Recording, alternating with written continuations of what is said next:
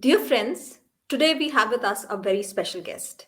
Today we have with us Lord Mayor of Parramatta, Mr. Sameer Pandey, who is also the first person of Indian origin to become a Lord Mayor in Australia. Uh, Sameer, thank you so much for joining us today. My pleasure, Pallavi. Thank you. Ji. Sameer, I want to begin by asking you about your own journey. How has the journey been, and how did you decide to get into politics? When was it that you felt that you want to go this path? So, can I begin by saying that I'm deeply honored to be here as Lord Mayor of City of Parramatta. Um, I am very humbled about the journey that I had in the past few years in council as councillor in for the past 6 years in City of Parramatta, and then obviously a Lord Mayor in the last few months now. Um, in terms of my journey, so I came to Australia in 1999, and when I came initially, I was by myself. I did not know anyone in the country. I was by myself. I came on a business visa, and my first role here was doing some consulting or training consulting.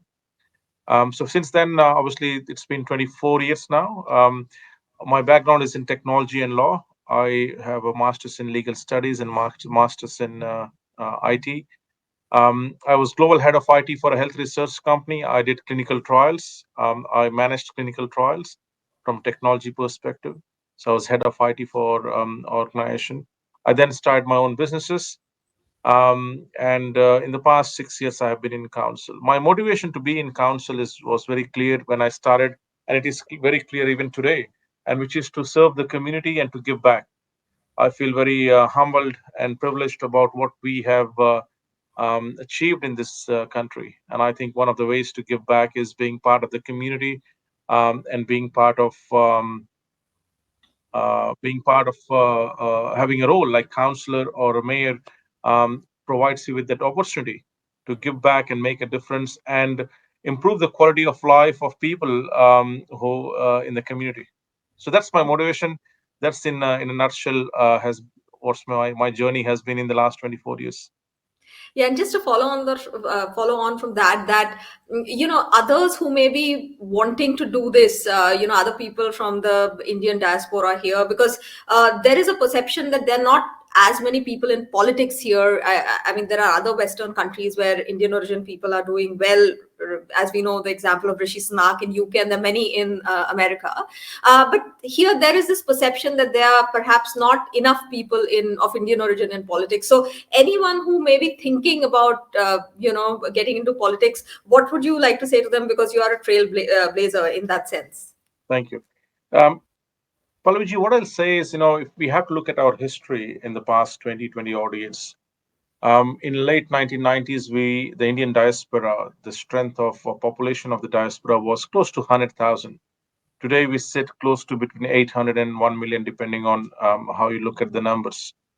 So I think to answer the first part of your question, that we are not as many in terms of in mainstream politics as in other countries like UK, Canada, US, and other places.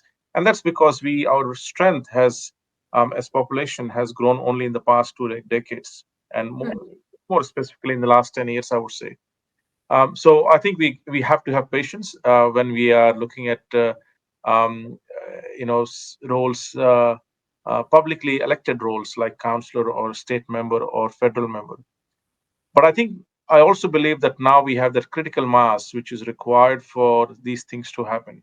So if you look at what's happening in Sydney, for example, we have a number of councillors from Indian background. We have state members as well from Indian background or Indian origin. So it's happening now. But for those who aspire to be in politics and they aspire uh, to be in various level of government and serve the community, I think there are a few things that we need to be very mindful and conscious of. One is that we have to build knowledge of the area of the community that we are going to serve. I think that's very important. You need to understand what challenges people are having in the community. You need to understand what are the issues in the community. You need to understand people. You need to understand culture, and I think that's where someone from a so any background, doesn't matter where they come from. I think that knowledge is very important to be I think that's the first step. The second step, obviously, is to have the passion of serving the community. I think one of the challenges that anyone will have in the first generation when they come to a move to a country is that they are trying to establish themselves. They're trying to establish their family. They're trying to invest in things which is for them and their family. So to come out of that and have a full-time political role is sometimes um, not an easy decision for a lot of people. So it will happen in the in the coming years. I see more of people from Indian background, and for that matter, any background. It is important that our government system, whether it's local government or state or federal, reflect the diversity that we have in the community. And I think right now there is commitment from senior politicians that that happens. In the state, you see that there are people from different nationalities, or who were born overseas, and that's again that's a step forward towards reflecting the diversity that we have in the community in parliament as well. So there is no substitute to hard work. So if someone is aspiring to become a politician, it is hard work. It is my typical day would be 12-15 hours a day. That's every single day in the council that I have been in, the mayor now. I've spent at least 12 to 15 hours. Out of that, some days you are in meetings, back to back meetings and commitment for 12 hours, back to back. So it is commitment, and it is, uh, but it's also very rewarding, because when you see that your efforts, your passion, your decisions are making a difference in the community, they're improving the quality of life of people. It's rewarding as well. Yeah, and you said a very pertinent thing that there is no substitute to hard work, I guess, in any field. My next question was, Sameerji, that talking about the diaspora, I mean, you've been here, as you mentioned, almost 25 years. How have you seen it changed, and what has been the contribution of the diaspora in the larger mainstream Australian society?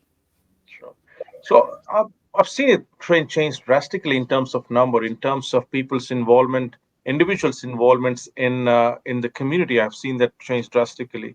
People are actively involved in their own communities, through local charities, through local organizations. And I think there are also, there are businesses which are thriving, which are owned by people from Indian backgrounds. So I think there is massive shift in terms of contribution to the community, but also it's a massive shift from people being just in work and technology and accounts and those sort of work, to running very successful businesses, being involved in public life, being involved in private sector. A number of people from Indian background now had different businesses and companies here, large public listed companies. So it definitely has changed. It has shifted. And as I said before, it is. In terms of our population, majority of us have come here in the last 20-25 years. So people have come through that rank. They have worked hard. They have established themselves, and obviously a lot of them, people from Indian background, are reaping the reward of that hard work that they have done in the last 20 odd years. If you also look at the number of people who are in senior management roles in ASX listed companies, that has gone up drastically. If you look at the number of businesses, that has gone up drastically. If you look at the population itself in a lot of areas, like in Parramatta, 11.3% of the people in Parramatta are from Indian origin, and 58% of our population is born overseas. So that's again a big number in terms of people who are born overseas. So people have come a long way, and people from Indian diaspora has come a long way. I think we live in a very lucky country where you are able to celebrate everything. You are able to celebrate your acknowledgement, your your successes. You are able to um, perform arts and culture, and you keep your values and tradition as well. So I think, and I think we all should be grateful of what we have achieved and what we in this place. Yeah, Samishi, and we all know that now there's a precinct in Harris Park which has been renamed Little India. How Yes. significant is this? Is it more symbolic, or is it actually a pretty big step? It is a big step. I think it also is an acknowledgement of contributions that people from Indian background and Indian diaspora has made in this region, in Parramatta region. So it is a very significant milestone, I would say, to have a precinct which is three streets in Harris Park to be labeled and branded as Little India. I should clarify that there's no intention of renaming Harris Park, or there's no intention of renaming anything. What has been proposed is to brand three streets of Harris Park as Little India. So I think it is significant. It reflects the significant presence of Indian diaspora in Harris Park. If you go to Wagram Street and Station Street and some of the streets in Harris Park, you'll see the vibrant Indian Australian community in Wagram Street. So it's a recognition of their contribution.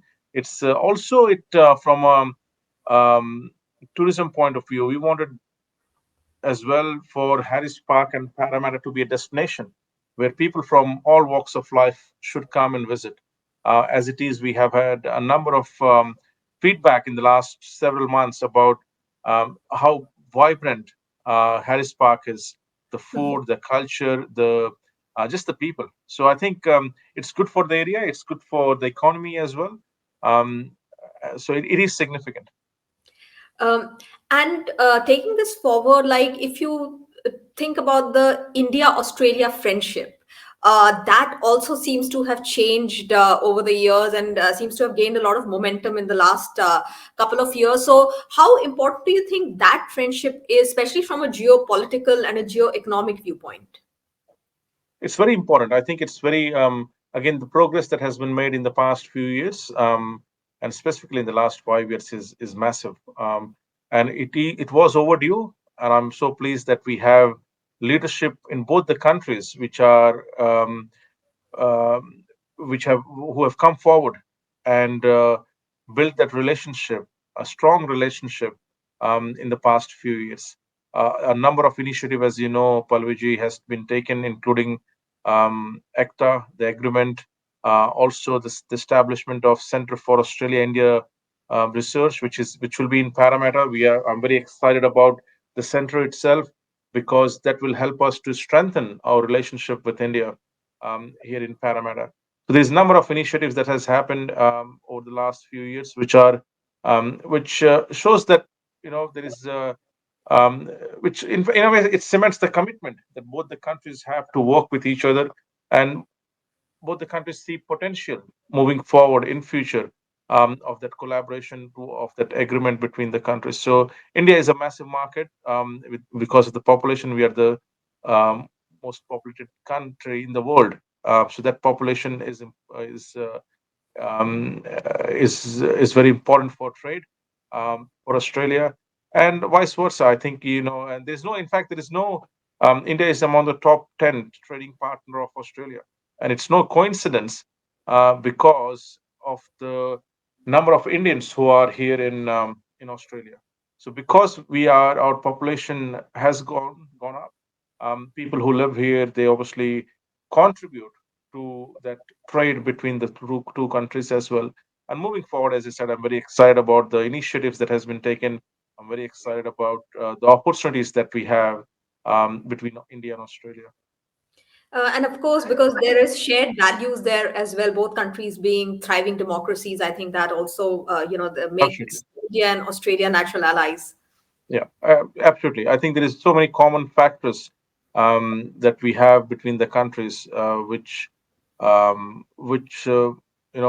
helps us to have that bonding between the countries, and which helps us to have mutual ground for a number of areas, whether it's sports, whether it's trade, whether it's a number of activities that we have embarked on in the last few years. Yeah. And finally, Sameerji, Indian Independence Day is just around the corner. What would you like to say? I would like to wish everyone who is listening, whether they are from Indian background or well wishers of India, a very happy Independence Day.